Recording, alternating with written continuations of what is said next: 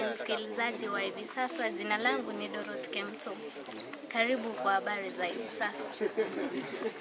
Tupate habari ya kwamba wanafunzi kutoka shule ya Mtakatifu Patrice wamefurahia kuona watu ambao walifanya vizuri kutoka shule hii kuja kuwapa moyo wa kutia fora katika masomo yao. Pili, wanafunzi hawa wamepewa tangi ya maji ili waweze kupata maji yanayowawezesha kutumia vizuri katika shule yao ili wapate kusoma vizuri.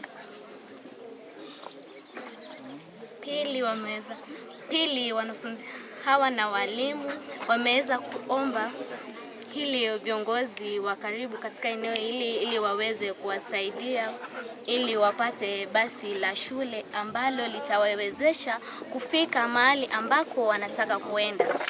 Pili, wameweza kuomba shule iweze kutengenezwa vizuri na madarasa mengi katika shule hii ili waweze kusoma vizuri.